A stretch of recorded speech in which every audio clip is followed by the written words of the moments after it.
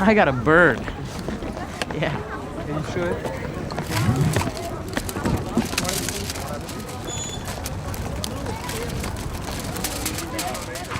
Show me how to use it.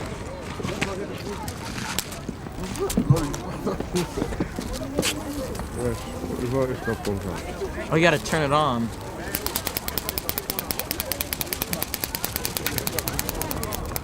know what the naughty girls just asked me? Is he legend? Is he what? Is he legend? What is legend? Are you a legend? Oh, really? Yeah, I suppose I am.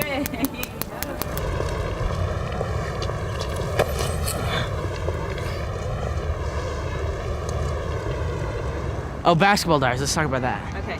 So, tell me who's in the movie and a little bit of what it's about. Lorraine Bracco plays my mother. Bruno Kirby plays my perverted basketball coach. I said Lorraine Bracco. Marky Mark plays my best friend. James Mario. Patrick McGraw. Michael Imperioli. Juliette Lewis has a cameo as a prostitute, heroin addict. And I believe that's it. And me. And what it's about? Yeah.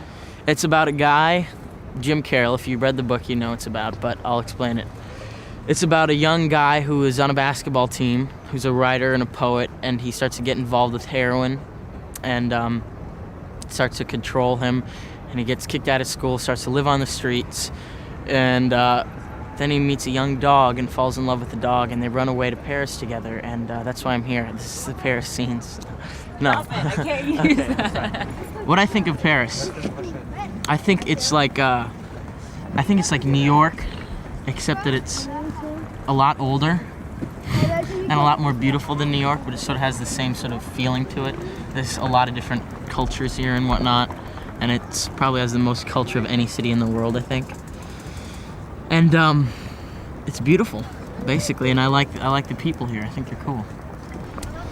I'm not sure where we are exactly, but that right there is the Eiffel Tower. And it's sort of foggy. See the mist up top? And here are a bunch of golden statues, and I don't think they're real gold, but they'd get ripped off. And that's the goddess of water, and that's the goddess of cloth, and that's the goddess of her hair.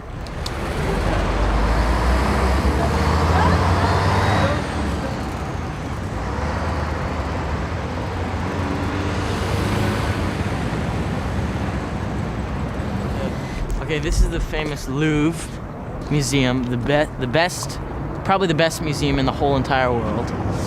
And here is home to the Mona Lisa, Venus de Milo, and millions of Egyptian artifacts and whatnot. And you know what I hear?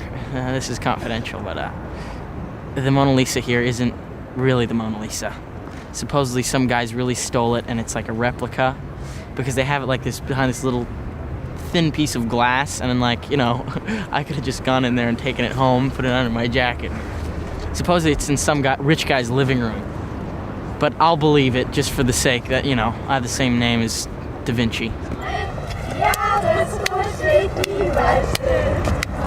yeah, it's cheerful, isn't it? I feel like Jim Carrey. I was gonna say you remind me of Jim Carrey. And this is a gift from Egypt, brought here in 1601 by the ambassador Howling Tzuok, and he gave this to the Parisians, and it symbolizes fertility. That is a very famous French palace. It's where a lot of famous people go, and it's just a nice place to hang out. If you want a cup of coffee, a donut, a little crepe, some fromage, and tomate. Framboise and all that stuff. Are you ever worried about making the transition over to adult roles, or are you satisfied with? People have asked me that, but what my answer is? I'll tell you what my answer is. Would you like to know? My answer is that I'll never get to really be young again, and this is my time to be young. So if there's roles right now that fit me as a young person, I'm gonna do them and not sort of rush into becoming the young adult.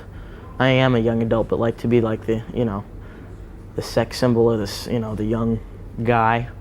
if I can do roles right now that are young, I'll never get a chance to do them again. And I plan on being around for a while, so I'll get to do all that stuff later in life. Are you scared of being the next heartthrob or the hunk of the month or? No, I'm not scared of that. I don't think. I mean, I don't mind it.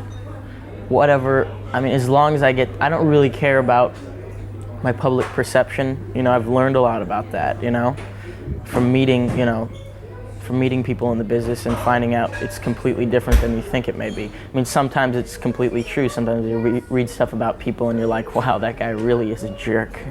They were right. But a lot of times it's just not true. I've sort of learned not to take it so seriously and not to really give into that, you know, not to be depressed about it, because I'm going to get to do what I want to get to do, and that's work, and that's all that really matters for me. Do you have any sort of older mentors that you look at, or their careers that? There's plenty of people. I like Gary Oldman a lot. I think Gary Oldman's really good. I like, you know, Pacino, Hoffman. I like, oh God, David Thewlis. He's gonna laugh at that. Do you have anything in the future or any chance in the future that you'd want to do that or direct a film or? I want to direct. Someday I want to direct. No, I don't. I think acting for now is taking enough of my time. And if I meet some other people and sort of want to get involved in writing or, you know, co-producing or something, that may come up. I'm sort of open to that. But right now, acting is really consuming a lot of my time with the publicity like this and with the acting itself. I mean, I'm away so much out of the year, and I could, I suppose, but it's not really a big aim of mine. I sort of want to travel and do fun stuff, I guess, you know, have vacations. Hang out in Paris a little bit longer. That's fun.